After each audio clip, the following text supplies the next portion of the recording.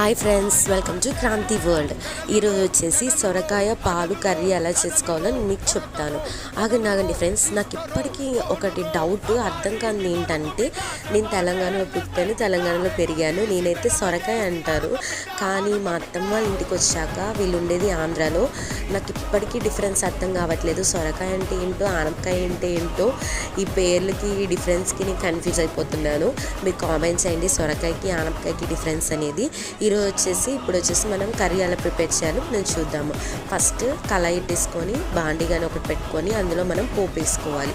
పోపు వేసుకొని ఇందులో special item వచ్చేసి మీకు చెప్తాను. పోపు అన్నీ వేసుకున్న తర్వాత అందరూ ఏం చేస్తారంటే కారం అనేది యాడ్ చేస్తారు. నేను కారాన్ని రీప్లేస్ చేయడానికి పచ్చిమిర్చి ఉంటాయి కదా, ఒక 3 to 4 పచ్చిమిర్చి తీసుకొని వాటిని గ్రైండ్ చేసి నేను వాటి పేస్ట్ చేశాను. తర్వాత కట్ చేసుకున్న ఆనపకాయ ముక్కలు వేసుకొని మనం ఒకసారి బాగా కలుపుకోవాలి. తర్వాత కొంచెం మనం చిటికెడు పసుపు యాడ్ చేసుకోవాలి.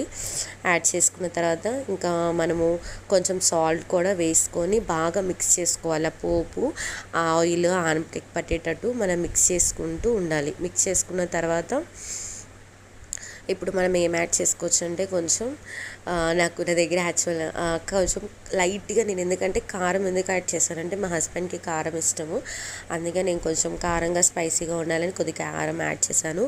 అందరూ ఏం చేస్తారంటే అల్లం పేస్ట్ అనేది నాన్ వెజ్లోనే ప్రిఫర్ చేస్తారు, కానీ మీరు నమ్మరు ఫ్రెండ్స్, ఒక్కసారి ట్రై చేయండి.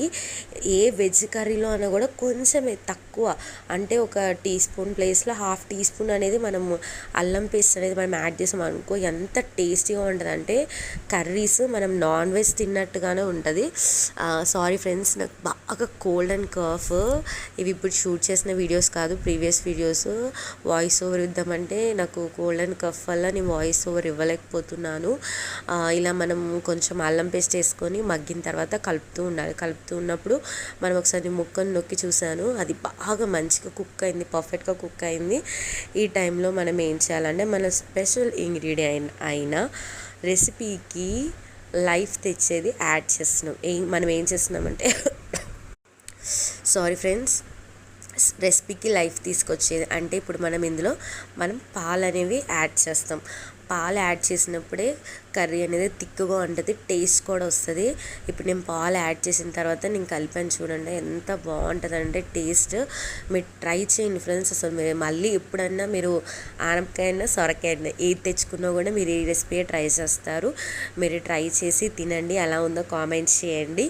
మన ఛానల్ని సబ్స్క్రైబ్ చేసుకోండి, లైక్ చేయండి, ఫాలో చేయండి, నన్ను ఎంకరేజ్ చేయండి. Thank you for watching. Thank you everyone.